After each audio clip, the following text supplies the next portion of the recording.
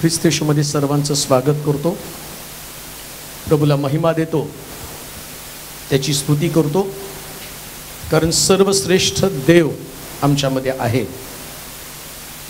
आणि तो उपस्थित झाला तर नक्कीच आमच्यामध्ये काहीतरी करत असतो, म्हणून त्याची उपस्थिती फार महत्त्वाची आहे. मला वाटतं शुक्रवारी एक परिवार या ठिकाणामध्ये आला. मग आल्यानंतर ते म्हटले की जसं चर्चच्या कंपाऊंडमध्ये पाऊल टाकलं असं वाटलं की जसं काही मी स्वर्गामध्ये प्रवेश केला. इतकी परमेश्वराची उपस्थिती, देवाचं सानिध्य आम्हाला लाभलं. लोक या चर्चकडं, मंडळकडे पाहत असताना मोठ्या अपेक्षेनं पाहत आहे. तुम्ही लोकांना काहीतरी देणारे लोक आहात. परमेश्वराची उपस्थिती मंडळ्या जगात सगळीकडे अस्तित्वात आहेत.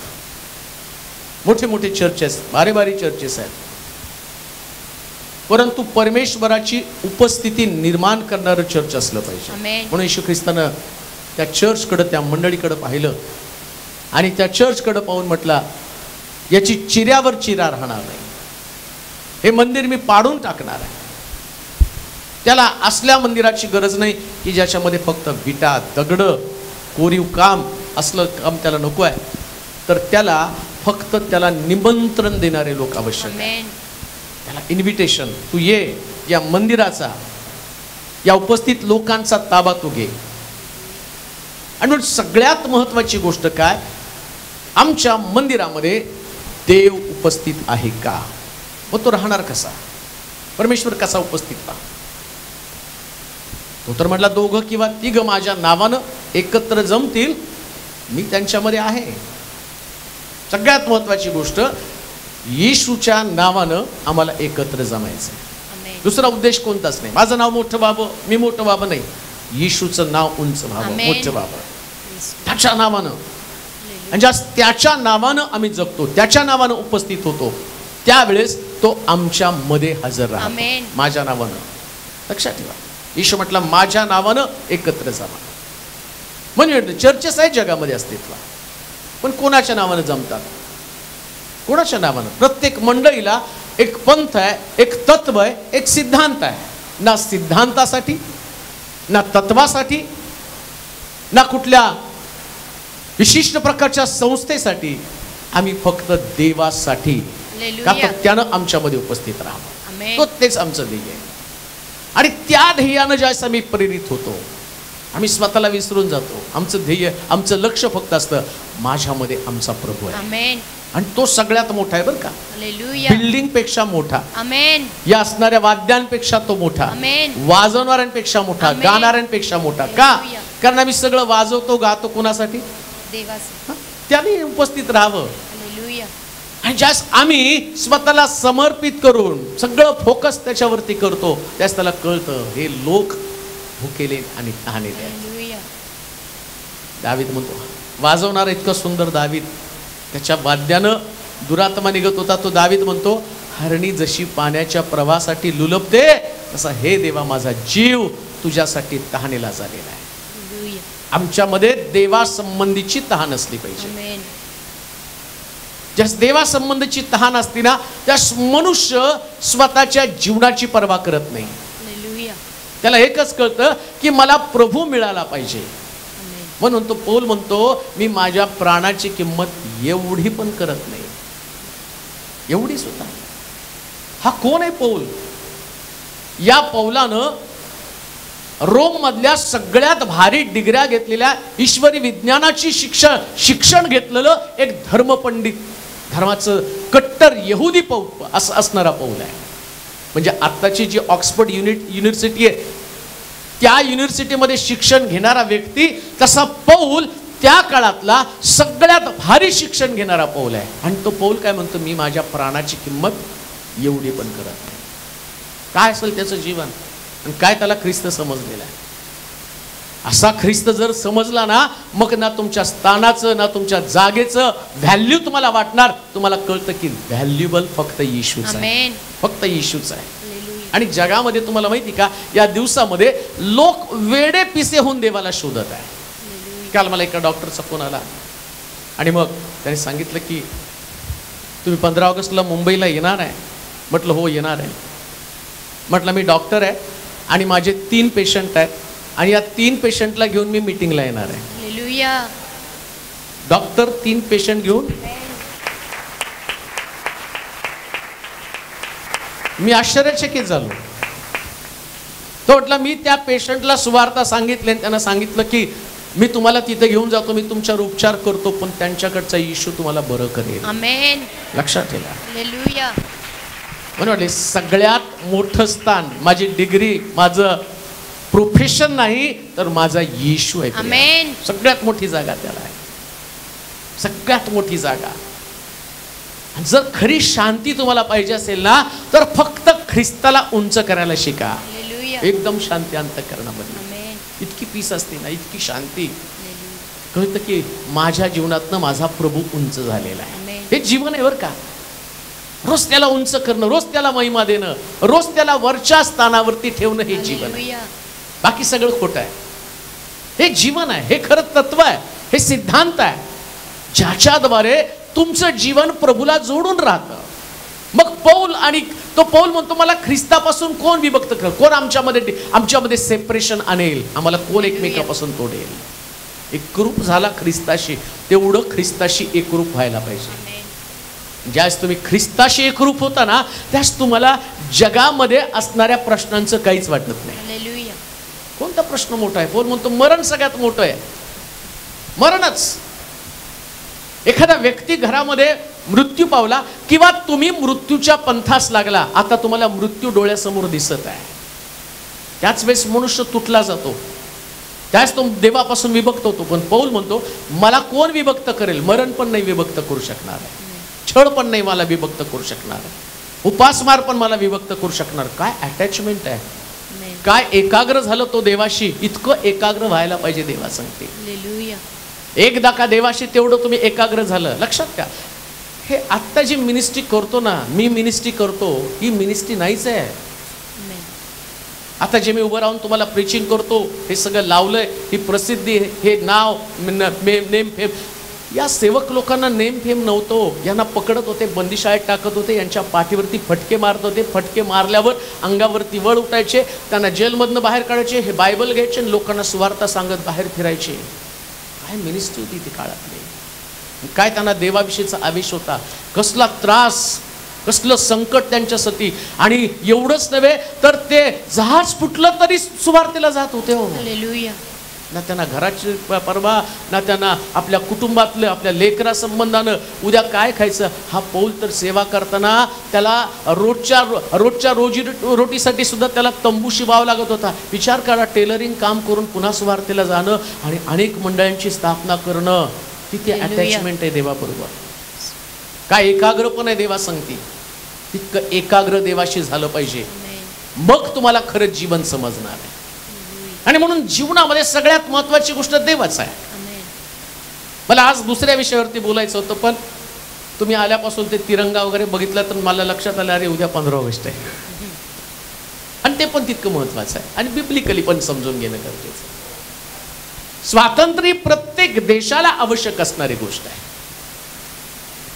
तुम्ही स्वतंत्र आहात म्हणून परमेश्वराची उपासना करत आहात. समजा जर आम्ही गुलामगिरीमध्ये असतो, आम्हाला कोणीतरी बॉस असता, जसं आम्ही पाहतो मिस्त्री लोक गुलामगिरीमध्ये होते आणि गुलामगिरीमध्ये असल्या कारणानं त्यांना देवाची उपासना पण करता येत नव्हतं. मग परमेश्वर मोशेशी बोलला आणि त्या लोकांशी पण बोलला अगोदर, तुमचा बंदिवास मी पालटील. एक मनुष्य, एक मुलगा येईल आणि तो तुम्हाला या फारोच्या गुलामगिरीतनं बाहेर काढेल. स्वतंत्रता. देवाला सुद्धा वाटलं की त्याच्या लोकांनी स्वतंत्र असावे. आणि आमच्याही देशाला स्वातंत्र्य मिळून जवळजवळ 75 वर्ष झाली आणि आम्ही बघतो प्रत्येक घरावरती आता झेंडा आहे. कशासाठी माहिती का? आम्हाला स्वातंत्र्य मिळालं. आणि स्वातंत्र्य मिळाल्यामुळं तुम्ही पाहिजे तसे कपडे घालू शकता. बघा, जर बाकीच्या देशांमध्ये तुम्ही गेला तर तिथं कपड्याला सुद्धा मर्यादा आहे. तुम्हाला तुमचे कपडे पाहिजे तसे कपडे घालता येत नाही. कपड्याला, खाण्याला सुद्धा मर्यादा आहे. तुम्हाला फिरण्याला मर्यादा आहे. तुम्ही कुठं जायचं, स्त्रियांनी मंदिरात जायचं का नाही जायचं याला सुद्धा मर्यादा आहे, तिथं पण रिस्ट्रिक्शन आहेत. पण स्वातंत्र्यामुळं आज मी तुमच्या समोर उभा आहे, मी बायबल गाजवू शकतो. याचं कारण काय, मी स्वतंत्र आहे आणि मला स्वातंत्र्य मिळालेलं आहे, मला घटना मिळालेली आहे आणि या घटनेमध्ये मला दिलेले अधिकार, मला काही अधिकार बहाल केलेले, पण मला काही मर्यादा पण आहेत. परंतु हे जे स्वतंत्र आहे हे मिळालं कसं? आणि तुम्हाला आणि मला प्रत्येकाला जसं आमच्या शरीराला स्वातंत्र्य मिळालं, याला स्वातंत्र्य मिळालेलं आहे, परंतु आता आमच्या आत्म्याला सुद्धा स्वातंत्र्याची गरज आहे. आणि शास्त्र सांगतं सत्य तुम्हाला समजेल आणि सत्यच तुम्हाला स्वतंत्र करेल, म्हणजे बंधमुक्त करेल. देशाला स्वातंत्र्य मिळालं, तुम्हाला स्वातंत्र्य मिळालं, पण तुमच्या आत्म्याच्या स्वातंत्र्याचं काय? याला पण स्वातंत्र्य मिळालं पाहिजे. हा गुलामगिरीमध्ये आहे, हा पापामध्ये आमचा आत्मा आहे. आणि जोपर्यंत स्वातंत्र्य मिळत नाही, मी तुम्हाला सुरुवातीला सांगितलं, स्वातंत्र्य मिळत नाही तोपर्यंत 450 वर्षाच्या बंदिवासामध्ये यांनी टाकलेली बंधनं आणि त्या बंधनाखाली रात्रंदिवस त्यांना रडावं लागत होतं. वचन वाचा म्हणजे तुम्हाला समजेल. निर्गमाचं पुस्तक त्याचा 6वा अध्याय आणि त्याची 2 पासून 8 पर्यंतची वचनं. निर्गमाचं पुस्तक 6वा अध्याय. देव मोशेशी बोलला, तो म्हणाला, मी परमेश्वर आहे, मी अब्राम, इसहाक, मी अब्राम, इसहाक व याकोब या सर्वसमर्थ देव म्हणून, या सर्वसमर्थ देव म्हणून प्रगट झालो. तथापि परमेश्वर या माझ्या नावाने मी त्यास ज्ञात नव्हतो. ज्या कनान देशात ते उपरी होते तो परदेश त्यास वतन देण्याविषयीचा करार मी त्यांच्याशी केला. शिवाय या इस्रायल लोकास मिस्र्यांनी दास करून ठेवले आहे. मिस्त्र्यांनी दास म्हणजे गुलाम करून ठेवले आहेत. त्यांचा आक्रोश ऐकून मी आपल्या कराराचे स्मरण केले आहे. म्हणून इस्रायल लोकांस सांग, मी परमेश्वर आहे. मी तुम्हास मिस्र्यांच्या बिगारीच्या ओझ्याखालून काढीन. त्यांच्या दास्यत्व तुम्हास मुक्त करीन आणि हात पुढे केलेल्या बाहूने व मोठ्या शिक्षा करून तुमचा उद्धार करीन. आता स्वातंत्र्य मिळण्यासाठी शिक्षा पण आहे. असं लिहिलंय तिथं. काय लिहिलंय? मोठ्या शिक्षा करून. परत वाचा ते वचन. आणि मी तुम्हास मिस्र्यांच्या बिगारीच्या ओझ्याखालून काढीन. त्याच्या दास्यातून तुम्हास मुक्त करीन आणि हात पुढे केलेल्या बाहूने व मोठ्या शिक्षा करून तुमचा उद्धार करीन. तोटला मी ज्या दिवशी तुमचा उद्धार करील, तुमचा उद्धार करत असताना काही गोष्टी मी तुमच्यामध्ये करणार आहे. तुम्ही गुलामगिरीमध्ये का गेला? तुम्ही दास्यत्वामध्ये का गेला? वास्तविक पाहता तुमची निर्मिती करत असताना मला असं वाटलं की तुम्ही स्वतंत्र असावं, सगळ्यावरती तुमचा अधिकार असावा. तुम्ही माझी पहिली निर्मिती आणि त्या निर्मितीवरती माझं पहिलं प्रेम म्हणून तुम्ही आहात. पण तुम्ही गुलामगिरीत गेला का? तुम्हाला त्या फारोनं अशा प्रकारचं तुमच्यावरती बंधनं लादली का? तुम्हाला आणि त्रासामध्ये राहिलं याचं तुम्हाला आठवण करणं गरजेचं आहे. आणि परमेश्वर तो परमेश्वर आहे, त्याला वाटलं की त्याच्या लोकांना या गुलामगिरीतनं मला बाहेर काढायचं आहे. आणि गुलामगिरीतनं बाहेर काढताना 5 वचन वाचा बरं. 5 वचन. शिवाय या इस्रायल लोकास मिस्र्यांनी दास करून ठेवले आहे. त्यांचा आक्रोश ऐकून. गुलामगिरी नेहमी आम्हाला ओरडण्यासाठी भाग पाडते, आक्रोश करायला लावते. स्वातंत्र्य मिळण्यासाठी पहिल्यांदा आक्रोशाची गरज आहे. आक्रोश. जोपर्यंत तुम्ही आक्रोश करत नाही ना, तुम्ही स्वतंत्रच होऊ शकत नाही. आमच्या लोकांनी आक्रोश केला. 15 ऑगस्ट 1947 ला मिळालेलं स्वातंत्र्य, या स्वातंत्र्यासाठी पुष्कळ लोक रडले, आक्रोश त्यांनी केला. आणि तो आक्रोश या नेत्या लोकांनी ऐकला, जे लोक शहीद झाले. भगतसिंग सारखे लोक आहेत. मान्यवर लोक आहेत की ज्या लोकांनी तुमचा आक्रोश ऐकला. नेताजी सुभाषचंद्र बोस सारख्या व्यक्तीनं आक्रोश ऐकला आणि त्याला असं वाटलं आता कोणीतरी लढल्याशिवाय या गुलामगिरीतनं बाहेर पडणार नाही. जर लोक त्याच रुटीनमध्ये जगले असते ना तर कदाचित आमचा देश कधी स्वतंत्र झाला नसता. लोकांना ते आणि ती जी अवस्था आहे त्या अवस्थेबद्दल त्यांना वाईट वाटलं. आम्ही देखील गुलामगिरीमध्ये आहोत, आम्ही पण पापाचे गुलाम आहोत. मला वाटतं एक वचन वाचा, रोमकराचं पत्र 6वा अध्याय 6 आणि 7 वचन. रोमकराचं पत्र 6वा अध्याय 6 आणि 7 वचन. हे आपल्याला ठाऊक आहे की हे पापाच्या अधीन असलेले शरीर नष्ट होऊन आपण यापुढे पापाचे दास्य करू नये म्हणून आपल्यातील जुना मनुष्य त्याच्याबरोबर वधस्तंभावर खिळला गेला. कारण जो कोणी मेला तो पापाच्या दोषापासून मुक्त होऊन नीतिमान ठरला आहे. आपण ख्रिस्ताबरोबर मरण पावलो असल्यास 6 आणि 7 फक्त परत वाचा 6 वचन. हे आपल्याला ठाऊक आहे की हे पापाच्या अधीन असलेले शरीर नष्ट होऊन आपण यापुढे पापाचे दास्य करू नये. पापाचे दास्य म्हणजे पापाची गुलामगिरी. कोण गुलाम आहे, कोणाला स्वतंत्र व्हायचं आहे आणि स्वतंत्र होण्यासाठी केलं काय पाहिजे. कसं देवानं या मिस्रातनं इस्रायल लोकांना बाहेर काढलं, कसं आमचा देश स्वतंत्र झाला. आमच्या देशामध्ये असणाऱ्या स्त्रिया, लहान लेकरं ज्या आक्रोश करत होते त्यांना असं वाटलं हे कुठपर्यंत या असणाऱ्या ब्रिटिश लोकांचं आम्ही आणि सहन करावं. आमच्या लेकरांवरती अत्याचार, आमच्या बायकांवरती अत्याचार, आमच्या पुरुषांवरती अत्याचार आणि गुलामगिरीची आणि जी पद्धत होती या पद्धतीला लोक कंटाळले आणि त्यांनी आक्रोश केला. आणि आता बायबल पण काय सांगतं माहिती का, देव तुम्हाला तोपर्यंत स्वतंत्र करणार नाही जोपर्यंत तुम्ही आक्रोश करत नाही. पापामध्ये राहणं ही गोष्ट त्याची जाणीव तर व्हायला पाहिजे ना. आमच्या लोकांना गुलामगिरीची जाणीवच झाली नव्हती. 150 वर्ष राज्य केलं, 150 वर्ष, साधे सुधे नाही, 150 वर्ष. आणि गुलामगिरी करत असताना पहा ते असली आपल्या भारतासंबंधानं असं म्हटलं, व्यापारी म्हणून आले आणि राज्यकर्ते बनले. आपल्या लोकांना कळलंच नाही हे जे देत आहेत ना हे आम्हाला गुलामगिरीकडे घेऊन चाललेले आहेत. ते आम्हाला काय वस्तू देत आहेत पण त्या वस्तू आम्हाला गुलामगिरीकडे घेऊन चाललेले आहेत. त्यांच्या लक्षात पण नाही आपल्या भारतीय लोकांच्या. त्याने दिल्या सुंदर सुंदर वस्तू. सैतान पण हेच काम करतो बरं का.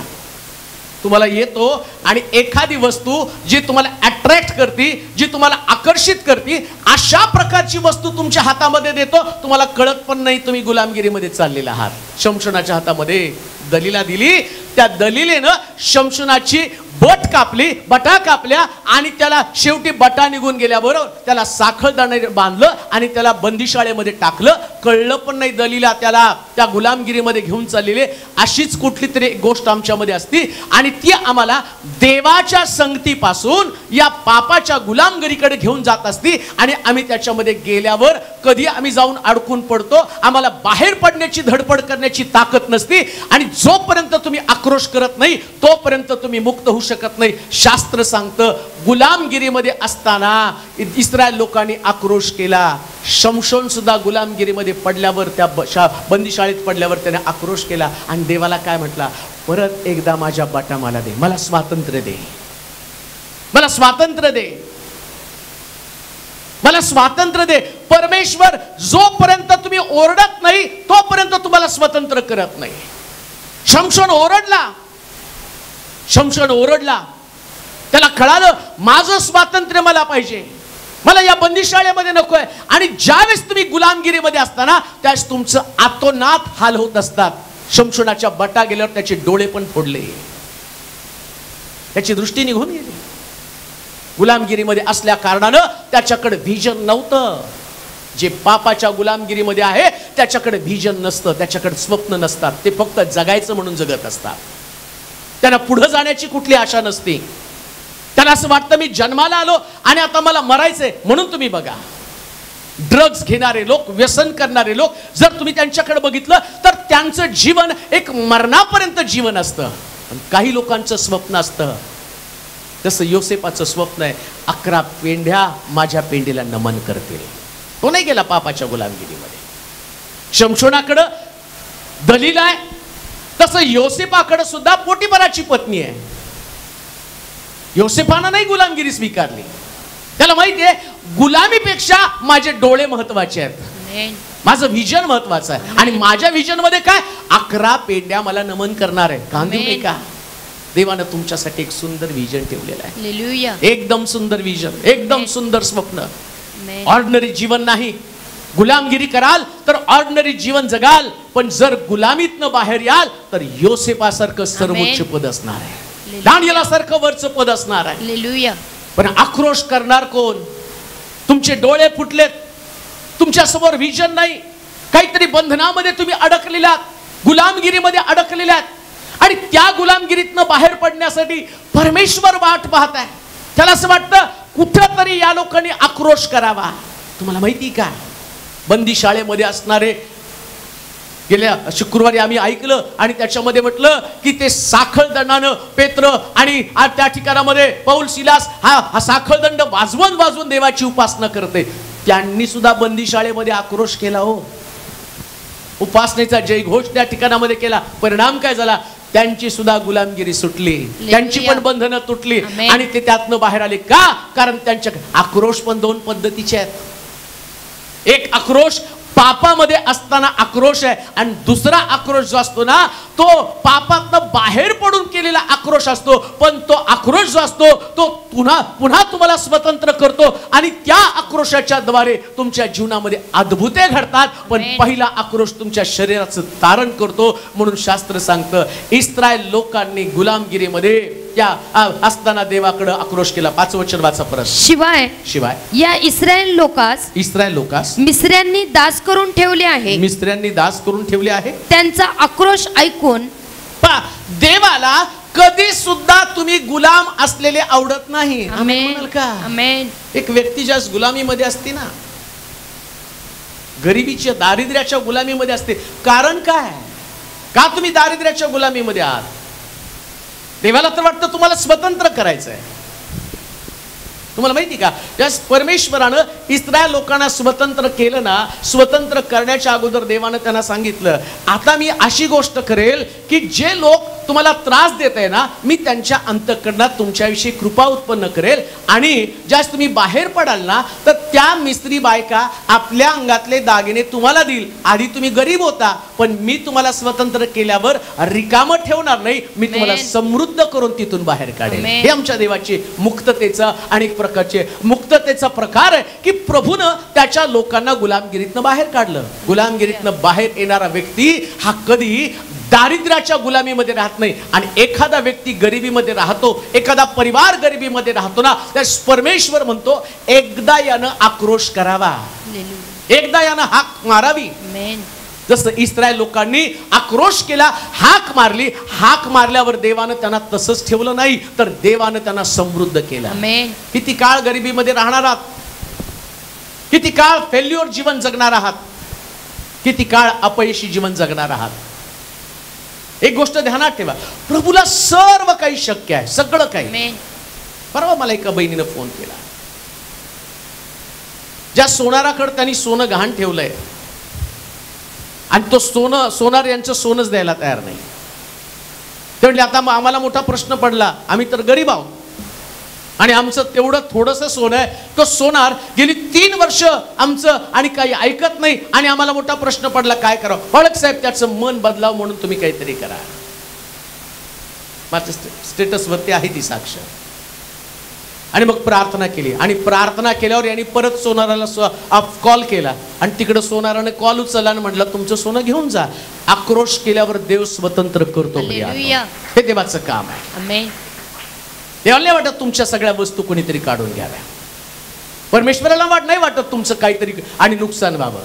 कुणीतरी एकाने सांगितलं आमची गाडी चोरानं चोरून नेली आणि आता ती गाडी, आणि आम्हाला तेवढीच गाडी होती, आता नुकतीच घेतलेली. पळत साहेब प्रार्थना करा. इकडे प्रार्थना केली, चोराने गाडी देऊन टाकली, परत आणून ठेवली. हे देवच करू शकतो. ही स्वतंत्रता फक्त देवच करू शकतो. प्रिया, हा काही बायबल मधला देव, हा काही कथा कल्पनेतला देव नाही, तो वास्तव देव आहे.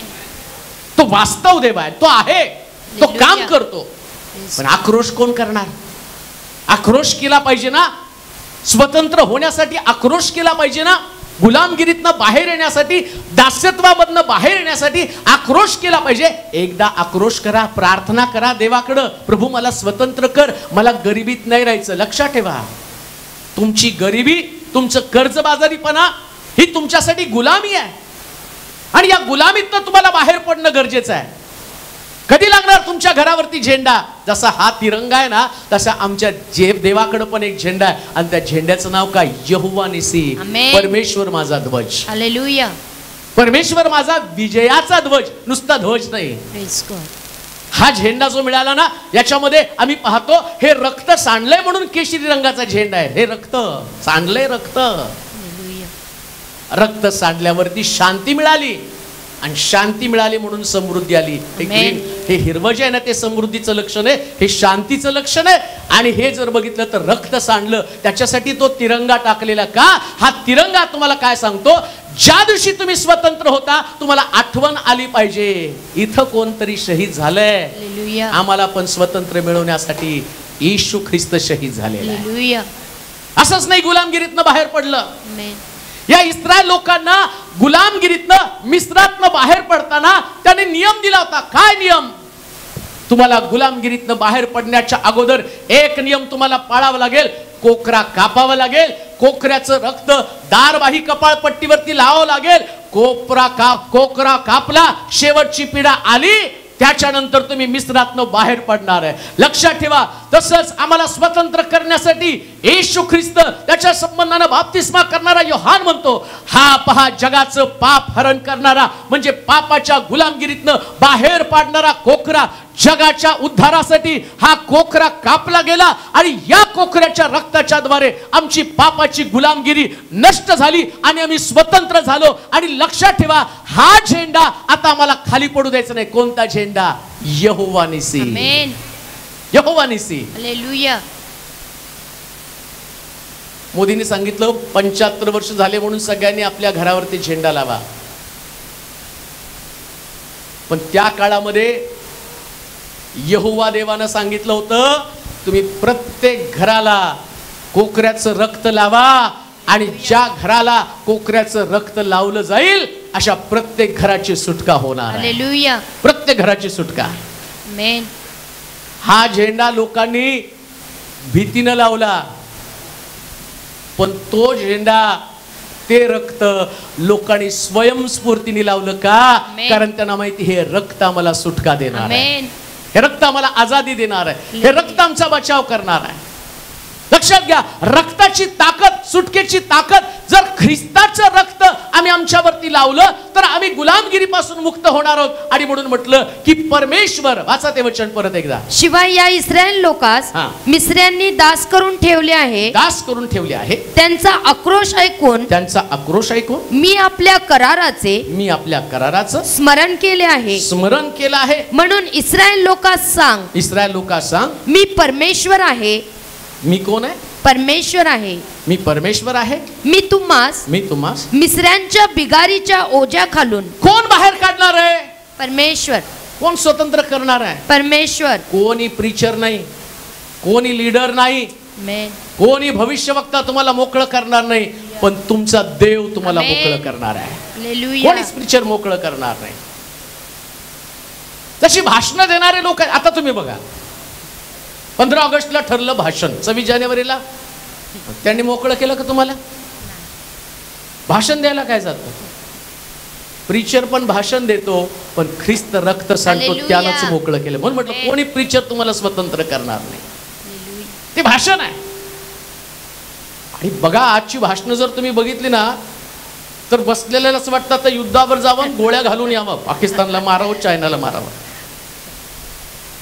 आणि युद्ध निघू द्या.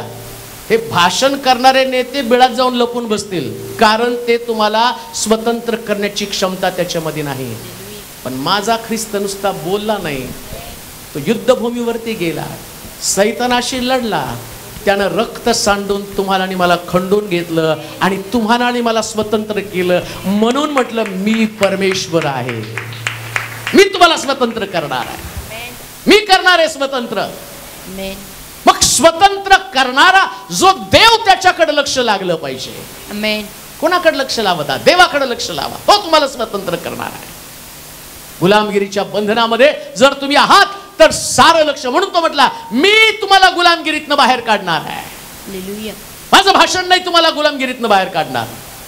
हा, माझ्या भाषणानं तुमच्यामध्ये उत्तेजना निर्माण होणार आहे, माझ्या प्रीचिंगनं तुमच्यामध्ये उत्तेजना निर्माण होणार आहे. तुम्हाला वाटेल नाही आता मी गुलामगिरीतनं बाहेर पडणार आहे. आला, मी पुष्कळ साक्षी ऐकतो, नाही तुमच्या संदेशानं माझ्यामध्ये एनर्जी निर्माण झाली, तुमच्या संदेशानं उत्तेजना निर्माण झाली. होय, होणार उत्तेजना निर्माण. पण उत्तेजना निर्माण झाल्यावर कुठं लक्ष गेलं पाहिजे? मी परमेश्वर आहे, मीच तुम्हाला गुलामगिरीतनं बाहेर काढणार आहे. मग माझ्याकडे लक्ष नाही लावायचं. मी नाही स्वतंत्र करणार, मी नाही तुम्हाला मोकळं करणार. कोणता प्रीचर तुम्हाला मोकळं नाही करणार. कोणामध्ये ती ताकद नाही, लढण्याची आणि विजय मिळण्याची क्षमता फक्त प्रभू येशू ख्रिस्तामध्ये आहे. देवाकडे ती क्षमता आहे. म्हणून तो म्हटला की तुम्ही, म्हणून एक वचन वाचा, गलतीकराचं पत्र 5वा अध्याय 1 वचन. हा, गलतीकराचं पत्र 5वा अध्याय 1 वचन. या स्वातंत्र्याकरिता ख्रिस्तानं आपल्याला मुक्त केले आहे. कुणी मुक्त केलं? ख्रिस्ताने. कुणी मुक्त केलं? ख्रिस्ताने. जोरात बोला, कुणी मुक्त केलं? ख्रिस्ताने. मग कुणाकडे लक्ष गेलं पाहिजे? ख्रिस्ताकडे. काय लिहिले वाचा? या स्वातंत्र्याकरिता ख्रिस्तानं आपल्याला मुक्त केले आहे. आपणाला मुक्त केलं आहे, म्हणून त्यात टिकून राहा. काय करावं? त्यात टिकून राहा. आता स्वातंत्र्यामध्ये आम्ही आहोत. स्वातंत्र्य आमच्याकडे पूर्वी पण स्वातंत्र्य होतं, पण झालं काय? काही लोक फुटले. ब्रिटिशांनी काय केलं? काही लोकांना पकडलं आणि मग त्यांना म्हटले तुमच्या राजाच्या विरोधामध्ये उभं राहा. आणि मग आम्ही पाहतो आमचेच लोक आमच्या विरोधामध्ये उभं राहिले आणि बघता बघता स्वातंत्र्य गमावलं. कोणी गमावलं? आपल्याच लोकांनी गमावलं. आता इकडं पण स्वातंत्र्य मिळाल्यावर पौल काय म्हणतो माहिती का? ख्रिस्तानं तुम्हाला स्वतंत्र केलं, पण स्वातंत्र्यामध्ये टिकून राहा. म्हणजे काय हो? परत तुम्ही गुलामगिरीमध्ये जाण्याची शक्यता आहे. ख्रिस्तानं रक्त सांडलं 100% खरं आहे, त्यानं तुम्हाला सुटका दिली 100% खरं आहे. पण तरी काय आता तुम्हाला तसं सोडणार आहे? आता स्वातंत्र्य मिळालं म्हणून आम्ही म्हटलं काय निवांत. आमच्या नेहरूंनी म्हटलं नाही का, हिंदी चिनी भाई भाई. अहो, आम्ही भाई म्हणून उपयोग काय? त्यांनी भाई म्हणलं पाहिजे ना. आम्ही लाख म्हटलं भारत माझा देश आहे, सगळे भारतीय माझे बांधवच बांधवाला मारायला लागलेत की. एकच रक्त, याच देशातले लोक, त्याचा जन्म, त्याची कर्मभूमी, त्याचं राहणं इथंच आहे. मग का आमच्यामध्ये भांडण आहे? एक धर्म दुसऱ्या धर्माविरुद्ध लढतो. भारतानं आम्हाला धर्म दिला नाही, भारतानं आम्हाला भारतीय हे नाव दिलेलं आहे. हे स्वातंत्र्य आहे.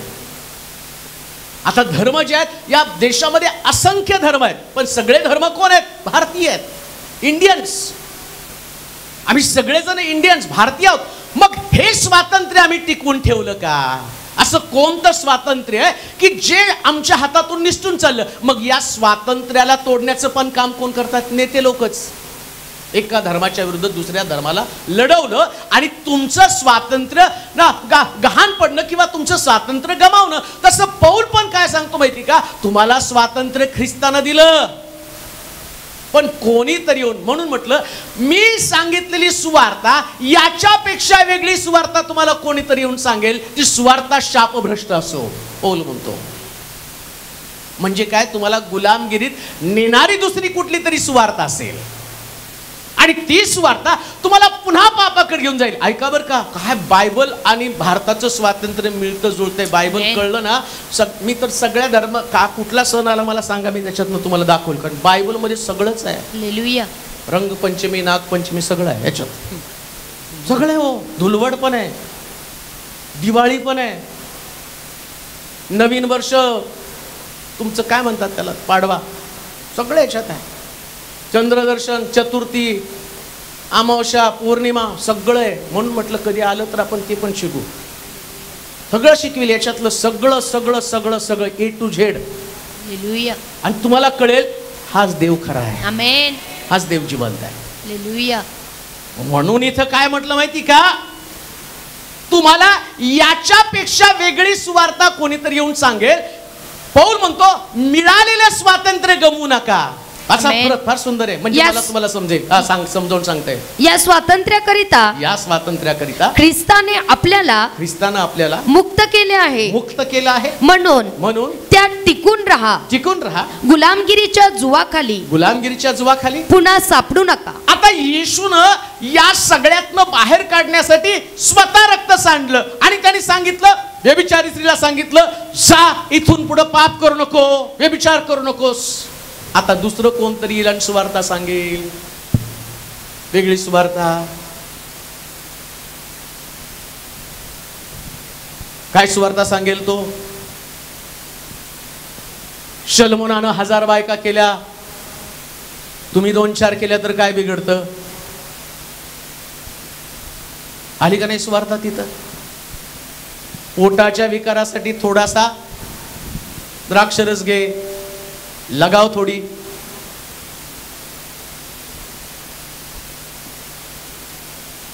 परवा एक संदेश गेला, त्या संदेशामध्ये लोकांनी एवढा त्यांना आवडला, एवढा लाईक केला जीसस इंडियाला. एक माणूस 2-3 आठवडे एकच टाकत असतो.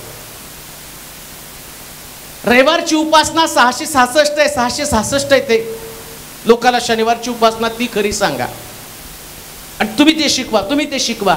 अरे उपासना शनिवार रविवार नाही, आता रोज उपासना आहे. प्रेषितांच्या काळामध्ये प्रति दिवशी घरोघरी एकत्र जमत भाकर मोडण्यामध्ये, प्रार्थना करण्यामध्ये ते तत्पर असत. परंतु कुठंतरी वेगळी सुवार्ता येऊन ती सुवार्ता तुम्हाला बंधनामध्ये घेऊन जाणार आहे. कोणती तरी सुवार्ता येणार की ज्या मग पुष्कळ लोकांना असं वाटतं नाही आता जे सांगतात ते वेगळं आहे. परवा कोणीतरी मला मेसेज आहे, माझा बुडून बाप्तिस्मा झालाय पण आता मला वाटतं तुमच्या हातून घ्यावा. मी म्हटलं आता माझ्या हातून, नंतर दुसरा येईल त्याच्या हातून, मग तिसरा येईल त्याच्या हातून. असं करून आंघोळ करून साबण लावून धुवून काढा स्वतःला. रोज नवीन आंघोळ. काय ती दिवाळीची आंघोळ आहे का? पहिली आंघोळ, दुसरी आंघोळ, तिसरी आंघोळ, चौथी आंघोळ. एकदा आंघोळ झाली त्याने परत आंघोळ करण्याची गरज. स्वातंत्र्य मिळालं, मग आता कशाला बंधनामध्ये परत जाता? एकदा स्वातंत्र्य मिळालं, संपलं. आमेन. एकदा पाण्याखाली शरीर गेलं, संपलं. आता तो म्हणतो इथून पुढे पाप करू नकोस. आमेन. वाचा बरं. या स्वातंत्र्याकरिता ख्रिस्ताने आपल्याला मुक्त केले आहे. म्हणून त्यात टिकून राहा. गुलामगिरीच्या जुवाखाली पुन्हा सापडू नका.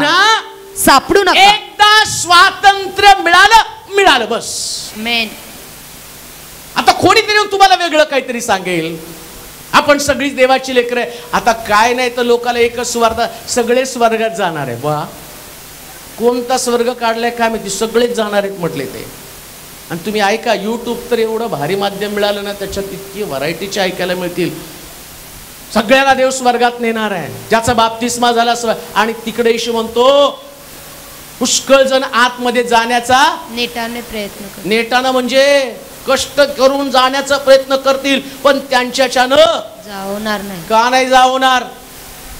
एवढं सोपं असतं. माझ्यावरती विश्वास ठेव आणि मग स्वर्ग राज्य तुला मिळेल. जगातल्या प्रत्येक व्यक्तीला आणि स्वर्गामध्ये जाण्यासाठी आणि चान्स असता. पण तिथं असं म्हटलं, ज्या गलतीकराच्या पत्रामध्ये म्हटलं की मूर्तीपूजक, जारकर्मी, अशुद्ध कर्म करणारे, छेटके आणि वैर धरणारे, कलह करणारे आणि सगळ्या इतर घाणेरड्या गोष्टी करणारे, या लोकांना स्वर्गाच्या राज्याचा वाटा नाही. असली कर्म करणाऱ्यांना देवाच्या राज्याचं वतन नाही. असली सुवार्ता, कुठली सुवार्ता? ज्या सुवार्तेमध्ये तुम्हाला पापाकडे घेऊन जाणारे लोक असतील. पूर्वी पेंटिकॉस्टल लोक, माझं तारण झालं त्यावेळेस मला आठवतं, पिक्चरचं गाणं लागलं तरी आम्हाला भीती वाटायची. आता पेंटिकॉस्टल लोकच पिक्चर लावून बसायला लागले. का? कुठंतरी सुवार्ता चुकली,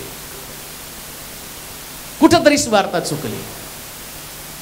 त्या काळामध्ये जे संजीवन होतं त्या लोकांना कळत होतं हे चुकीचं आहे, याच्यानं आमच्या मनावरती प्रभाव होतो. लक्षात घ्या, घरघर झेंडा 15 ऑगस्ट 75 वर्ष आला.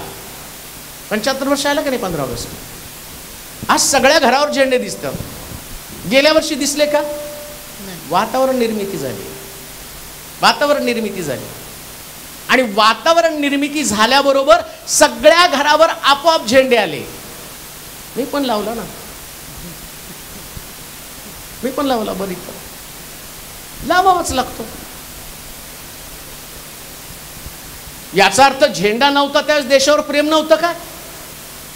मग अचानक कसं काय वाटलं की आता झेंडा लावल्यावर देशावर प्रेम येणार आहे?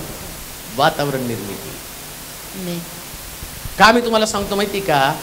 ज्या तशा प्रकारचं वातावरण निर्माण होतं ना, सुवार्ता आणि आपल्यामधनं निघून जाती आणि निघून गेल्यावर आम्ही त्याच वातावरणाशी समरूप बनतो.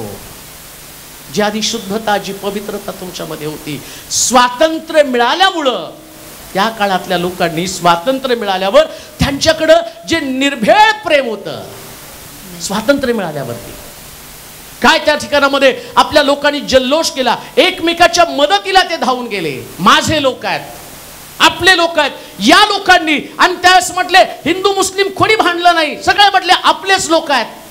पण आज स्वातंत्र्य मिळाल्यावर वातावरण निर्मिती बदलली. देशातले लोक देशातल्या लोकांचे शत्रू बनलेत. आज कोणाला सुद्धा सुरक्षित वाटत नाही. का? कारण स्वातंत्र्य मिळालं पण ते टिकवलं नाही. मग त्या स्वातंत्र्यामध्ये आणि या स्वातंत्र्यामध्ये फरक काय? आज घरावरती झेंडा आहे पण अंतःकरणामध्ये प्रेम फक्त स्वतःवरती, स्वतःच्या धर्मावरती, स्वतःच्या लोकांवरती. पण त्यावेळेस स्वतंत्र आणि स्वातंत्र्यामध्ये लढताना वेगवेगळ्या धर्माचे लोक लढत होते आणि त्या सगळ्यांनी रक्त सांडलं. त्या कोणाचं रक्त सांडलं तो धर्म बघत नव्हते, रक्त सांडलं याला महत्व होतं आणि त्याच्यामुळं प्रेम होतं. आणि आज जर तुम्ही वातावरण बघितलं तर वातावरण बदललं आणि लोकांचं देशप्रेम पण बदलून गेलं. आता घरावरती झेंडा असला तर तो देशप्रेमी, नसेल तर तो देशप्रेमी नाही का? वातावरण निर्मिती तशी झाली. मग तो देशासाठी मरायला तयार असला तरी सुद्धा त्याला कोणीच म्हणणार नाही हा देशप्रेमी आहे. म्हणून मला तुम्हाला सांगू द्या, खरं स्वातंत्र्य काय? मग ख्रिस्तानं खरं स्वातंत्र्य दिलं. काय स्वातंत्र्य? येशू ख्रिस्त पुनरुत्थित झाल्यावर ज्या पेत्रानं येशूला शिव्या दिल्या होत्या, परंतु आम्ही पाहतो ख्रिस्त कबरेतनं बाहेर आल्यावर त्यांना जाणीव करून दिली, सांगितलं जाऊन त्या पेत्राला सांग मी उठलेलो आहे. आमेन. हे स्वातंत्र्य त्याने दिलं. काय? स्वातंत्र्य मिळालं म्हणजे एकमेकाविषयी प्रेम निर्माण झालं. आमेन. भारत माझा देश आहे, सारे भारतीय. अजून म्हणा बरं प्रतिज्ञा, माझ्या देशावर माझे प्रेम आहे. म्हणजे कशावर प्रेम हो? देशावर प्रेम म्हणजे कशावर प्रेम? कोण आहे देशामध्ये? झाड झुडपावर प्रेम करता का? अहो देशामध्ये तुम्ही आहात, आम्ही आहोत. मग त्याला म्हटलं का अमक्या धर्माचा त्याच्या देश आला म्हणजे देशातले लोक आले. मग स्वातंत्र्य कशासाठी? स्वातंत्र्य सगळ्यांवर प्रेम करण्यासाठी. पाऊल म्हणतो स्वातंत्र्य मिळालं तर टिकून राहा त्याच्यामध्ये. हालेलुया. म्हणजे काय? शत्रू तुमच्या देशात शत्रू नाही, बॉर्डरवरती शत्रू आहे. आणि आम्हाला पण खरा शत्रू कोण आहे? शास्त्र सांगतं तुमचं झगडणं रक्त मांसाबरोबर नाही, मग कोणाबरोबर आहे? सत्ता अधिकार. खरं झगडणं तर सैताना बरोबर आहे. तुम्ही आणि मी रक्त मांस आहोत. मंडळीमध्ये असणारे लोक, आजूबाजूला असणारे लोक, शेजारी पाजारी, नातेवाईक, त्यांच्याशी आम्हाला झगडायचं नाही. खरा झगडा तर त्याच्या विरोधात. त्याला म्हटलं स्वातंत्र्यामध्ये टिकून राहणं. त्याला स्वातंत्र्य कळालं तो एकमेकाशी भांडत बसत नाही. हालेलुया. आमचं तेच झालं. आमच्या देशाचं स्वातंत्र्य मिळालं पण आम्ही एकमेकाशी भांडायला लागलो. आम्हाला असं वाटतं की नाही या धर्माचा व्यक्ती उपयोगाचा नाही. मग आम्ही आता जर बघितली तर परिस्थिती किती कठीण आहे. चालू चर्चमध्ये जातात ते पण भारतीयच आहेत, ते जाऊन सांगतात तुम्ही बंद करा आणि तुम्ही धर्म प्रसार करता, तुम्ही धर्म बदलून टाकता. अहो मुळामध्ये ख्रिस्ती धर्म नाही, ख्रिस्ती हा एक अनुभव आहे, जिवंतपणाचा अनुभव आहे. हालेलुया. हा कधीच धर्म बदलत नाही हा देव. आणि धर्म नाहीच आहे जगामध्ये, धर्म नाहीच आहे. येशू काय म्हणतो? चोर येतो चोरी घात व नाश करण्यासाठी, मी कशासाठी आलो? जीवन प्राप्त. अहो येशू धर्म देण्यासाठी, जीवन देण्यासाठी आला. हालेलुया. जीवन देण्यासाठी. ह्या जीवनाला समज यायला पाहिजे, बुद्धी यायला पाहिजे. म्हणून असं म्हटलं की आम्हाला जर कोणी बाहेर काढलं, गलती 5:1, या स्वातंत्र्याकरिता ख्रिस्ताने आपल्याला मुक्त केले आहे, म्हणून त्यात टिकून राहा. म्हणजे या स्वातंत्र्याचा खरा हिरो कोण आहे? ख्रिस्त, प्रभू येशू ख्रिस्त. आज जर तुम्ही बघितलं तर सगळीकडे जास्तीत जास्त फोटो 3 हिरोचे असतील, भगत सिंग, राजगुरू, सुखदेव. मग बाकीचे नाही मिळाले का? पुष्कळ लोकांनी रक्त सांडलं. हमीद पठाण काय नव्हतं, ते छोटा एक बुटका पोरगा, काहीतरी शाळेमध्ये धडा होता, त्याला ते ऐकलं त्याने आणि मग गेला आणि जाऊन त्याने बॉम्ब तिथं टाकला. तो छोटा बुटका मुलगा, हमीद पठाणच काय नव्हतं की त्याचं. आता हे सगळेच विसरून गेलो. पण एक छोटा मुलगा असायचा बुटका, आणि त्याचा धडा होता मला वाटते 5वी 6वी 7वी 8वी 10वीला काहीतरी असेल. तो छोटा मुलगा इतका ध्येयानं प्रेरित झाला आणि त्यानं सुद्धा तिथं बॉर्डरवरती जाऊन बॉम्ब टाकला आणि तो मरून गेला. छोटा मुलगा, त्याचा पण इतिहास होता. मग या तिघांनीच दिलं का? या देशाला स्वातंत्र्य मिळवण्यासाठी पुष्कळ लोकांनी योगदान दिलं. गांधीजीला बिचारायला शेवटपर्यंत सत्याग्रह करून करून, अन्न त्याग करून करून आपलं शरीर थिजवावं लागलं. आपल्या घराची राख रांगोळी त्यांनी केलेली आहे. परंतु तुम्हाला सांगू द्या, तुम्हाला स्वातंत्र्य देण्यासाठी फक्त एकच हिरो होता. हालेलुया. ना मोशेनं रक्त सांडलं, ना एलियानं रक्त सांडलं, ना पेत्रानं रक्त सांडलं, परंतु फक्त प्रभू येशू ख्रिस्तानं तुमच्यासाठी रक्त सांडलं. म्हणून बायबल काय सांगतं, या सगळ्या पिक्चर मध्ये जर हिरो कोण असेल तर प्रभू येशू ख्रिस्त. आमेन. त्यानंच तुम्हाला मोकळं केलेलं आहे. हालेलुया. अनेक लोकांनी येऊन धर्मापासून किंवा पाप क्षमा मिळवण्यासाठी माध्यम सांगितली, बकरं कापा, कोंबडं कापा, पण पहिला हिरो आला की तो स्वतः कापला गेला. हालेलुया. पापक्षमेपासून मुक्तता देण्यासाठी त्यानं सांगितलं, माझं शरीर मी वधस्तंभावरती देतो. आता माझं शरीर वधस्तंभावरती गेलं, तुम्ही स्वतंत्र झालेला आहात. आता मी फ्री आहोत रोगापासून, व्याधीपासून. त्याला 39 माराचे फटके पाठीवरती घेतले आणि तो म्हटला, आता तुम्ही व्याधीपासून फ्री आहात. व्याधीपासून फ्री आहात. तुम्ही 100% फ्री आहात. आमेन. आज सकाळी मी उठल्यावर एकदम मला चालायला लागल्यावर चक्कर यायला लागली, इकडे तिकडे असं गरगर गरगर फिरायला. अरे म्हटलं आज काही खरं दिसत नाही. मग मोठा प्रश्न पडला. कळलं मला की ऍसिडिटी वाढली आणि जायचं तर गावाला, आणि चर्चमध्ये प्रीचिंग पण करायचंय, पुन्हा गाणे पण गायचे. मग माझ्या डोक्यात कल्पना चालू झाली, आता कुणाला तरी सांगावं प्रीचिंग करायला, गाणे पण पोरांना गायला हवा. आणि मग आईला काय सांगावं तर तिला पण भीती वाटेल. तिच्या डोक्यात पहिलं, आता कसं काय गावाला जातो. बरं, तिथं लोकांनी खर्च करून पॉम्पलेटमध्ये नाव टाकलं म्हणजे आयोजकांना तिथं चोपून काढतील. तुम्ही सगळं केलं कसं काय. माझं काय ती चक्कर थांबायला तयार नाही, गरगर गरगर फिरणं थांबायला तयार नाही. एकदम कसं तरी अस्वस्थ घाम बसलो तरी घाम यायला लागलाय. म्हटलं काय करावं. एवढ्यात मला आठवलं, तू प्रीचर आहे, तू लोकांसाठी प्रार्थना करतो आणि तू लोकांना विश्वासामध्ये खंबीर करतो की त्याला बसल्या माराच्या फटक्याने मला आरोग्य प्राप्त झालं. आता हा समय तुझा आहे. आमेन.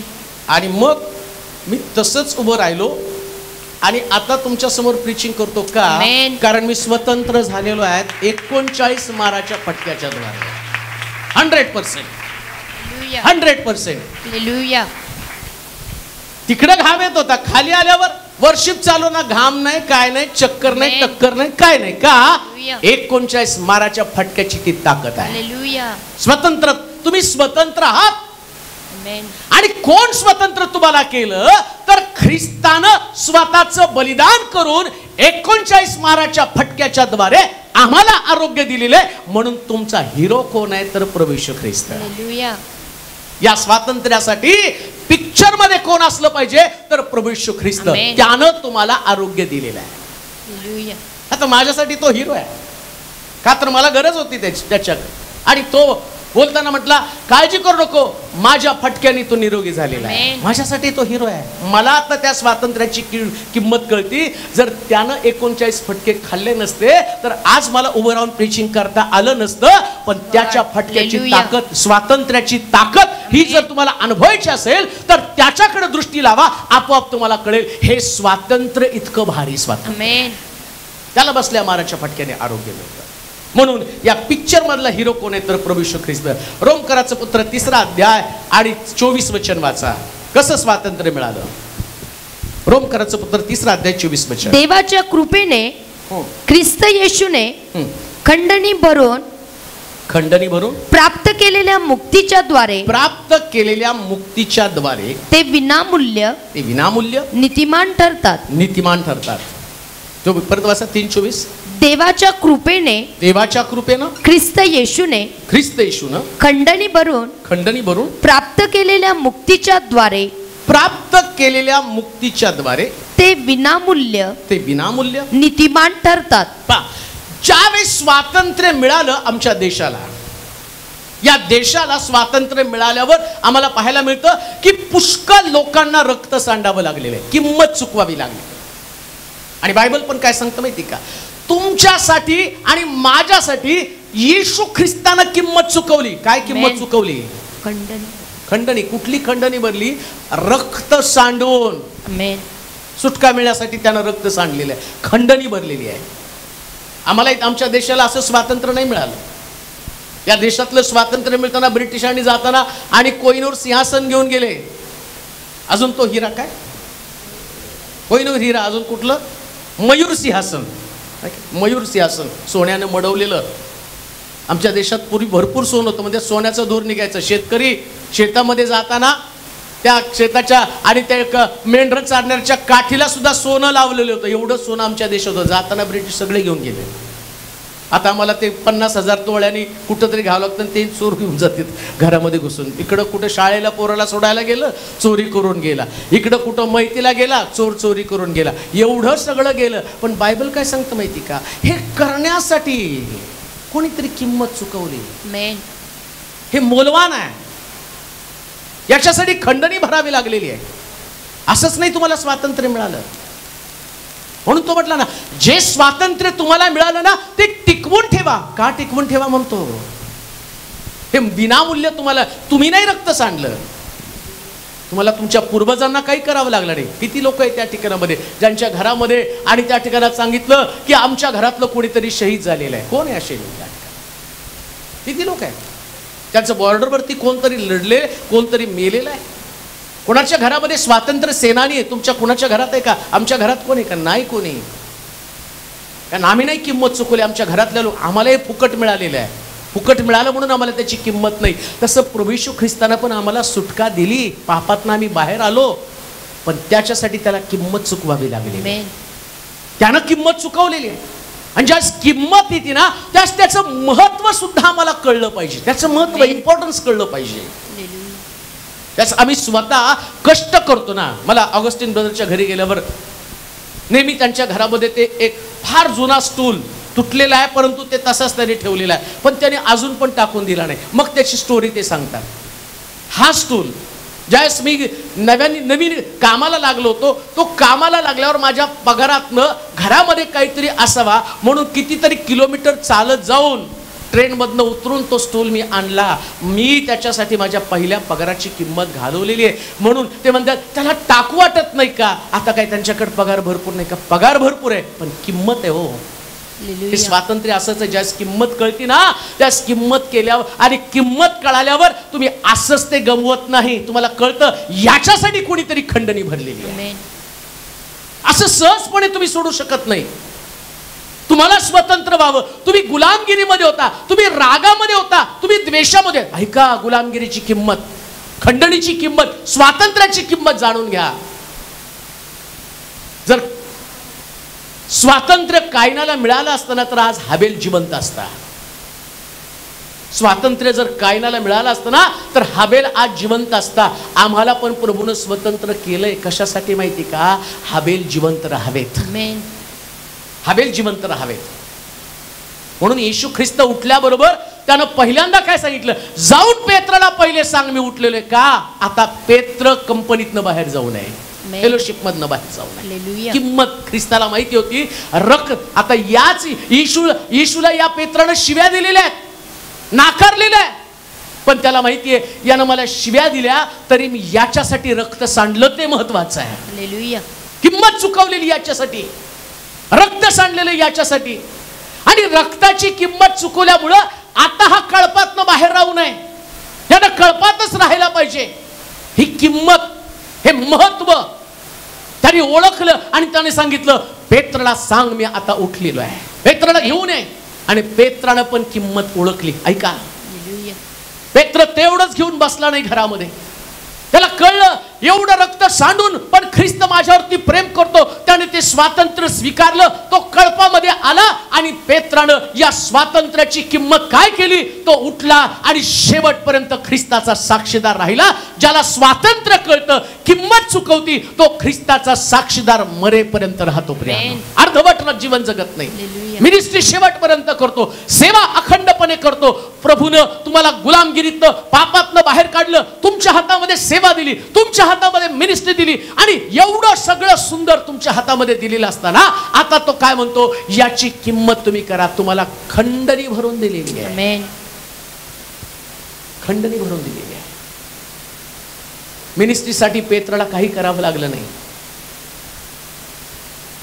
येशू ख्रिस्त 40 दिवस 40 रात्र त्याने उपवास केले, वधस्तंभावरती मेला. ऐका,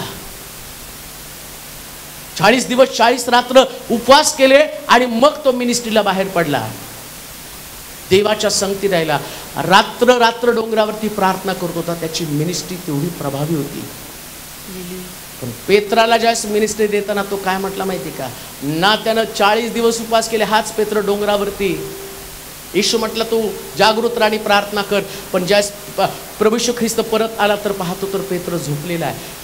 हा प्रार्थना करू शकत नव्हता. पण ज्यावेळेस येशू ख्रिस्त पुनरुत्थित झाल्यावर पेत्राला होतो, पेत्रा तू माझ्यावरती प्रेम करतोस काय. तो म्हटला प्रभू, होय प्रभू. एकदा दोनदा तिसऱ्यांदा म्हणतो प्रभू तुलाच ठाऊक. पण प्रभूला इतकी सेवा करावी लागली. पण पेत्राला स्वातंत्र्यानंतर सेवा देताना तो काय म्हणतो, पेत्रा तू तरुण आहेस, त्यावेळेस तुला वाटेल तिकडं जाशील, म्हातारा होईल त्यावेळेस तुझी इच्छा नसताना कोणीतरी तुझ्या हाताला धरून येईल. या मिनिस्ट्री त्याने त्याला सहज देऊन टाकली. का?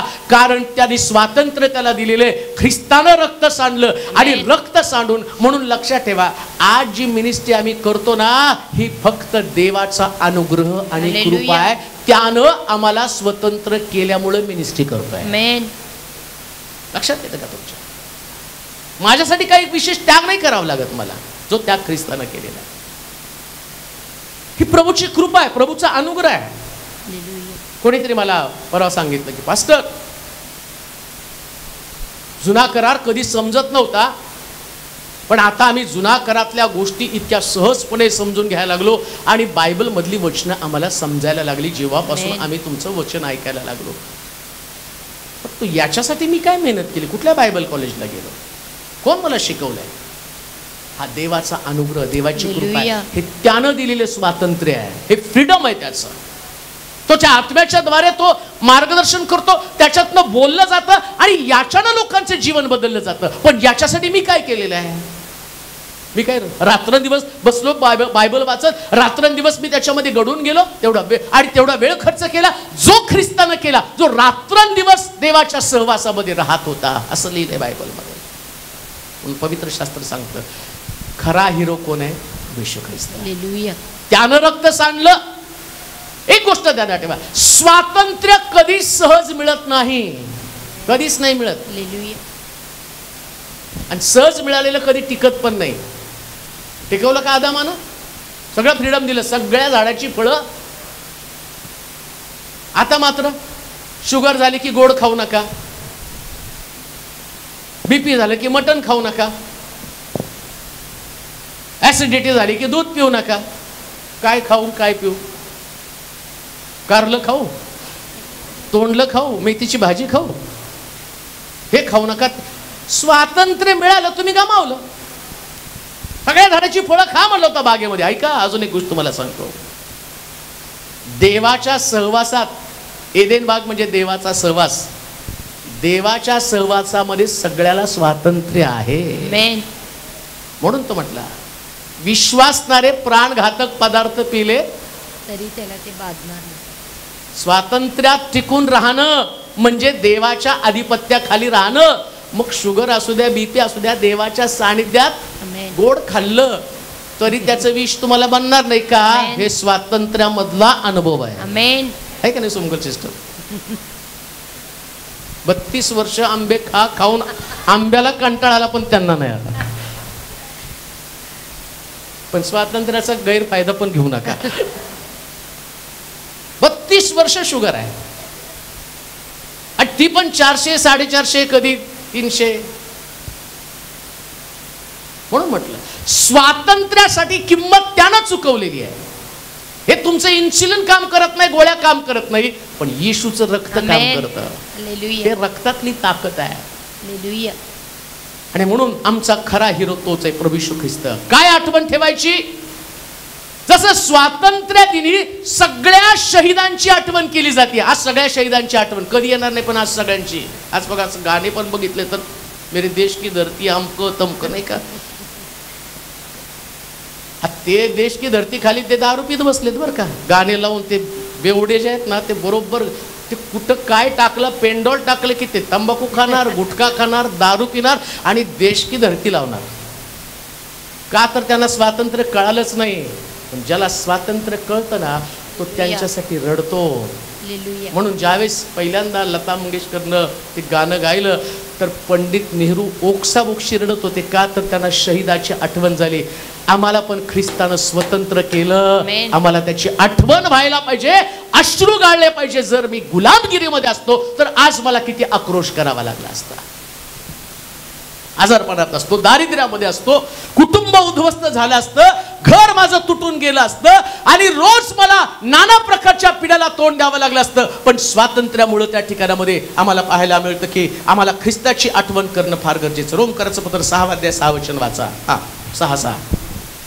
हे आपल्याला ठाऊक आहे, हे आपल्याला ठाऊक आहे की हे पापाच्या अधीन असलेले, पापाच्या अधीन असलेले शरीर नष्ट होऊन आपण यापुढे पापाचे दास्य करू नये, पापाचं दास्य करू नये म्हणून आपल्यातील जुना मनुष्य, आपल्यातला जुना मनुष्य त्याच्याबरोबर वधस्तंभावर खिळला गेला.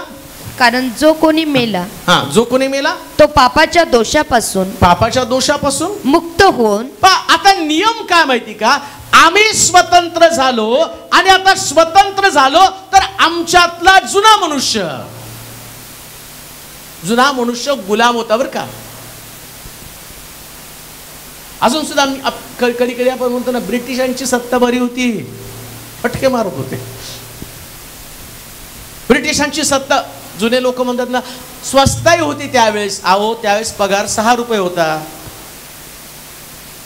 त्यामुळं तुमचं 1 आणा 2 आणा, काही लोक 15 रुपयात आम्ही बैलगाडी भरवून भाजी घेऊन जात होतो.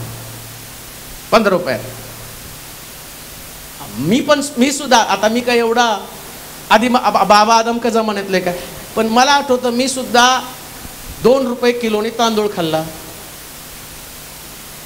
2 रुपये किलो तेल होतं. तर त्यास आमच्या वडिलाला पगार 800 रुपये होता. आता तुम्हाला 80,000 पगार आहे. मग कशाला ब्रिटिशांचं काढता? पगार वाढला होता. ब्रिटिशांचा पगार आहे का तुम्हाला? आता ब्रिटिशांचा पगार आहे तुम्हाला 2 रुपये 3 रुपये पगार. बरं, तुम्ही ज्या घरात राहत होता तुमच्या घराला कौलं होती. आता तुमचे 3 मजली घर आहेत.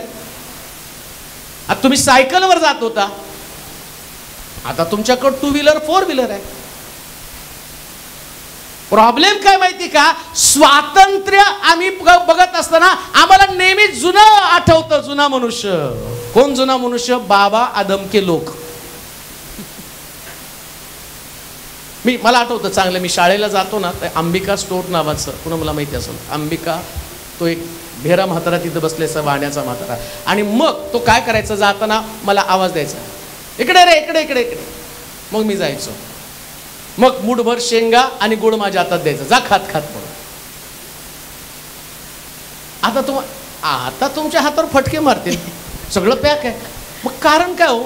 तो त्यांच्या धंद्याचा पद्धत होती. गिराईक परत संध्याकाळी आईने याला पाठवलं तर माझ्याच दुकानामध्ये यावं. नंतर तो गुळ शेंगाच्या दुप्पट वसूल करत होता.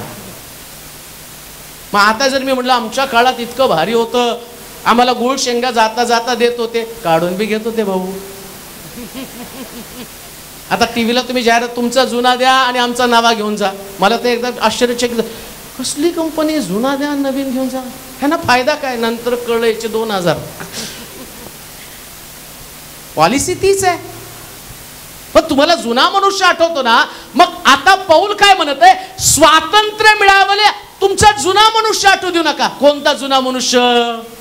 स्वातंत्र्याचा नियम. इस्रायल लोकांना मिस्रातनं बाहेर काढल्याबरोबर यांना जुनं आठवायला लागलं. कांदा, भेंडी, लसूण, अद्रक, कोथमीर सगळं आठवायला लागलं.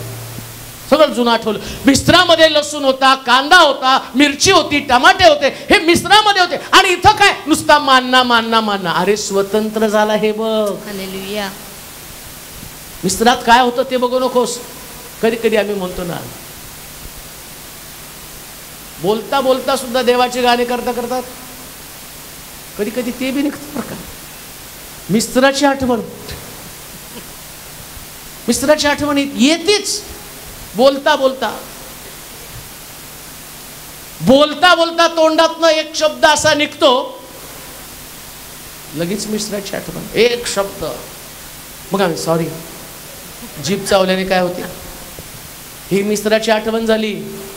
एकदा का तुम्ही स्वतंत्र झाला, जुना मनुष्य कधीच येऊ नका. हे नियम आहे.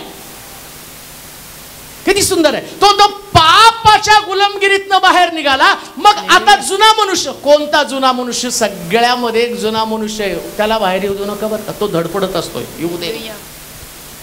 भांडणाचं स्पिरिट असतं, येऊ दे मला. जुना एक मनुष्य पूर्वी मी खूप भांडखोर होतो. 2 वर्षांनी तोच आला बाहेर. मग काय स्वातंत्र्य मिळून फायदा झाला? पूर्वी अमका व्यसन करत होतो. अरे पण आता तू बाप्तिस्मा घेतला, गुलामगिरीतनं बाहेर आला, आता परत कसं काय तुझ्यामध्ये आलं?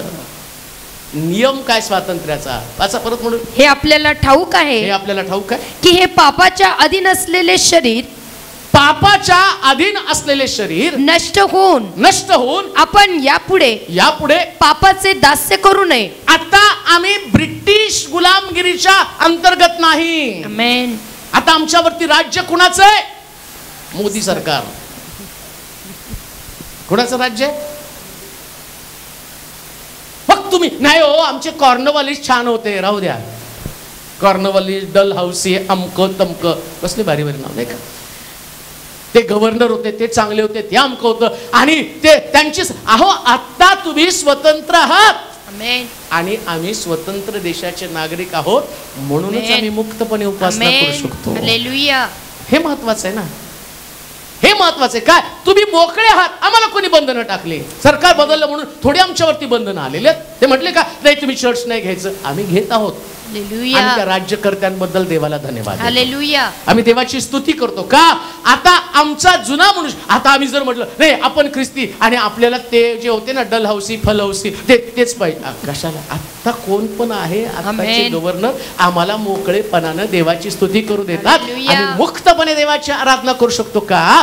कारण आम्ही स्वतंत्र आहोत. आमेन. कुठं धर्म आला इथं कुठं तत्व आली? आम्ही स्वतंत्र आहोत.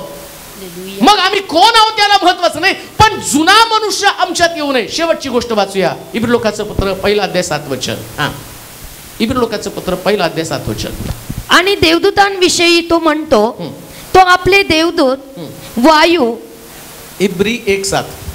आणि देवदूतांविषयी तो म्हणतो, तो आपले देवदूत वायू आणि आपले सेवक अग्निज्वाला असे करितो. पुत्राविषयी तर तो असे म्हणतो, हे देवा तुझे राजासन युगानयुगीचे आहे आणि तुझा राजदंड सरळतेचा राजदंड आहे. तुला न्यायाची चीड आणि स्वैराचाराचा वीट आहे. स्वैराचाराचं इपिस्कराचं पत्र 1 अध्याय 7 वचन. इब्री सांगितलं का? अच्छा, इपिस रॉंग. त्याच्या कृपेच्या समृद्धीप्रमाणे त्या प्रियकराच्या ठाई त्याच्या रक्ताच्या द्वारे खंडणी भरून मिळवलेली मुक्ती म्हणजे आपल्या अपराधांची क्षमा. मुक्ती म्हणजे काय? अपराधांची क्षमा. फ्रीडम म्हणजे काय? अपराधांची. स्वातंत्र्य म्हणजे काय? अपराधांची क्षमा. हे स्वातंत्र्य आहे. मेन. काय स्वातंत्र्य आहे? आता इथून पुढं तुम्ही कोणीही पापाचे गुलाम नाही आणि पापाची सत्ता तुमच्यावरती नाही. तुम्ही स्वतंत्र आहात. म्हणून ते स्वातंत्र्य आणि या स्वातंत्र्यामधला भेद काय? जो कोणी पाप करतो तो परत पापाचा गुलाम बनतो, परत तो गुलामगिरीमध्ये गेलेला आहे. कुठलंही पाप असू द्या, बारीक सारीक कोणतं का पाप असे ना, ऐका नीट. पाप म्हणजे दारू पिणं, पाप म्हणजे जुगार खेळणं, पाप म्हणजे खून करणं, पाप म्हणजे चोरी करणं, या पापाविषयी मी बोलत नाही. ते पाप तर आहेच, पण विश्वासणाऱ्याच्या जीवनामध्ये बारीक सारीक पाप असतं आणि ती पाप तुम्ही जाणून घेता. पवित्र आत्मा तुम्हाला शिकवत असतो, देवाचा आत्मा तुम्हाला रोज मार्गदर्शन करत असतो आणि ती पवित्र आत्म्याची टोचणी तुम्हाला लागते. मग तो म्हटला तुम्ही त्याच्यातनं स्वतंत्र झालेला आहात. मग स्वतंत्र झाला तर परत गुलामीत गेला कसं काय? त्यानं मला मुक्ती दिली. प्रश्न तोच आहे, त्यानं मुक्ती दिली पण आम्ही स्वीकारली का? म्हणून देवाचं वचन सांगतं सत्य त्याच्यासाठी समजणं गरजेचं आहे. सत्य समजणं गरजेचं आहे. आणि देवाची स्तुती असो, लोक या दिवसात का बदलत आहेत नाही का माहिती का?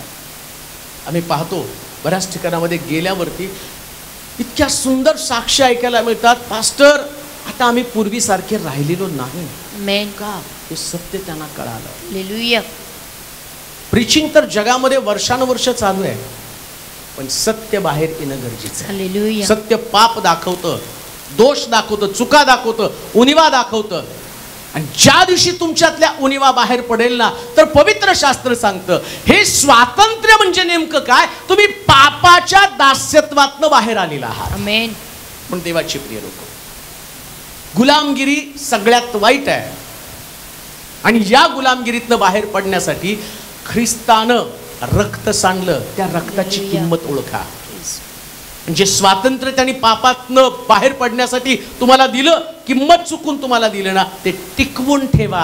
परत पाप करण्यासाठी जाऊ नका, राहा त्याच्यामध्ये टिकून, त्या धार्मिकतेमध्ये, त्या वचनामध्ये, देवाच्या राज्यामध्ये आणि पवित्र शास्त्रातल्या वचनामध्ये टिकून राहा. म्हणून एक गोष्ट ध्यानात ठेवा, एकदा पापाच्या गुलामगिरीतनं बाहेर पडलं तर पुन्हा पापाकडे जाऊ नका. तर रोजच्या दिवसामध्ये नीतीचं जीवन जगा. कुठपर्यंत? आता देहाला स्वातंत्र्य मिळालं, प्रभू येशू ख्रिस्त आल्यावर आत्म्याला स्वातंत्र्य देईल आणि आत्मा आता इथं राहणार नाही, आम्ही सगळेजण स्वर्गामध्ये जाणार आहोत. तो म्हटला तुमचं नागरिकत्व जगाचं नाही, मग कुठलं आहे? स्वर्गात. आता आम्हाला जायचं, इथं आम्ही तयार होत आहोत आणि एक दिवशी आम्ही स्वर्गामध्ये पोहोचणार आहोत. आपले डोळे आपण बंद करू, आपल्या जागेवरती उभं राहूया, आपल्या मान आपण झोपूया, आपली मस्तक आपली लावूया, देवासमोर नम्र होऊया. या स्वातंत्र्याबद्दल प्रभूची स्तुती करू जे आम्हाला मिळालं, ज्याच्यासाठी आम्ही योग्य नव्हतो. कोणीतरी किंमत चुकवली आमच्यासाठी. देशाला स्वातंत्र्य मिळवण्यासाठी अनेक योद्ध्यांनी आपली किंमत त्या ठिकाणामध्ये चुकवलेली आहे, रक्त सांडलेलं आहे. परंतु आमच्या आत्म्याला स्वतंत्र करण्यासाठी ख्रिस्तानं मोलवान रक्त सांडलं, अतिमोलवान. त्या रक्ताचं स्मरण करूया. आणि जसं पौल म्हणतो, आता इथून पुढं पापाची गुलामगिरी करू नका. पापाच्या गुलामीतनं बाहेर येऊन ज्या सत्यासाठी प्रभूने आम्हाला पाचारण केलं त्या सत्यामध्ये चालूया. हे सर्व समर्थ देवा, आम्ही तुझी स्तुती करतो, तुला धन्यवाद देतो. तुझ्या पुत्राच्या द्वारे तू आम्हाला स्वतंत्र केलेला आहेस. जर त्यानं रक्त सांडलं नसतं, आमचा आक्रोश तो ऐकला नसता, तर आज आम्ही वेगळ्या स्थितीमध्ये असतो. आज आम्ही दारिद्र्यामध्ये असतो, आज आमची कुटुंब तुटलेली असते, आम्ही कणत विवळत बसलो असतो. परंतु या सगळ्या अवस्थेमधून तू मला बाहेर काढलंस. या देशाबद्दल आम्ही तुझी स्तुती करतो राजा. ज्या देशाला तू स्वतंत्र करून 75 वर्ष स्वातंत्र्य काय ते आम्हाला तू सांगितलंस. परंतु ज्या देशामध्ये राहत आहोत तिथल्या प्रत्येक नागरिकासाठी, प्रत्येक व्यक्तीसाठी प्रार्थना करतो. भारतीय या नात्यानं धर्मावरती नाही तर व्यक्तीवरती त्यांनी प्रेम करावं. आणि आज आमच्या देशाची स्थिती जी आहे, त्यांना खरं स्वातंत्र्य समजू दे. कोणी व्यक्ती कोणाचा शत्रू नाही, तो भारतीय आहे. आणि ज्या शहीदांनी आपलं रक्त त्यांच्यासाठी सांडलं स्वातंत्र्य मिळवण्यासाठी, त्या रक्ताची त्यांनी आठवण करावी आणि एकमेकाच्या रक्ताचा घोळ घेण्याच्या ऐवजी जी प्रतिज्ञा या देशातले लोक करत आहे, माझ्या देशावर माझं प्रेम आहे प्रभूजी, तसंच प्रेम त्याने एकमेकावरती करावं समोर आहे. मंडळी या नात्याने मी तुझ्या हाती सोपवत आहोत. तो आम्हाला कधीच द्वेष करणं, मत्सर करणं शिकवलं नाही. स्वातंत्र्य तो आम्हाला यासाठी दिलं, तुझे शिष्य म्हणून शत्रूवर सुद्धा प्रेम करावं, शत्रूवर सुद्धा प्रेम करावं. आणि म्हणून ते स्वातंत्र्य आज तुझ्या लोकांना उपभोगण्यासाठी कृपा पुरव. आज आम्ही प्रार्थना करतो प्रभूजी, जे लोक गुलामगिरीमध्ये आहेत, दारिद्र्यामध्ये आहेत, रोगामध्ये आहेत, आज त्यांची ती गुलामगिरी काढून टाक, त्यांना बंधमुक्त कर, तुझ्या वचनाच्याद्वारे त्यांना स्वतंत्र कर आणि त्यांच्या जीवनामध्ये साक्ष असू दे, ख्रिस्ताच्या रक्ताने आम्ही स्वतंत्र झालेलो आहोत. 39 माराच्या फटक्याच्या ताकदीच्या द्वारे त्यांचे सगळे व्याधिविकार नष्ट करून त्यांना खरं स्वतंत्र कर प्रभूजी. पुन्हा एकदा तुला गौरव महिमा देतो. आमच्या देशासाठी, देशातल्या राज्यकर्त्यांसाठी प्रार्थना करतो. बुद्धी दे, ज्ञान दे त्यांना. ज्या लोकांनी रक्त सांडलं त्या रक्ताची किंमत त्यांना समजू दे. एकमेकामध्ये भांडणं लावणं, एकमेकाच्या विरोधात लढवणं, ही जी प्रवृत्ती आहे यामध्ये लोकांना पण सावधगिरी बाळगण्यासाठी सहाय्य कर. स्वातंत्र्यामध्ये टिकून राहू दे प्रभूजी. एक एक व्यक्तीपर्यंत हा स्वातंत्र्याचा संदेश जाऊ दे, कारण याच्यानं लोकांची मनं बदलून जातील. खरा देश, खरं प्रेम, देश म्हणजे जमीन नाही, देश म्हणजे देशातले लोक आहेत, हे त्यांना समजू दे प्रभूजी. लोकच गेले तर देश कसा राहणार आहे. आमच्या या देशामध्ये वेगवेगळ्या धर्माचे, जातीचे लोक आहेत. सगळ्यांना आशीर्वादित कर प्रभूजी. सगळ्यांवर तू प्रेम करणार आहेस आणि प्रार्थना करतो प्रत्येकाला ख्रिस्त समजू दे, ख्रिस्ताचं प्रेम समजू दे. पुन्हा एकदा आम्ही सर्वजण तुझ्या हातामध्ये पडत आहोत.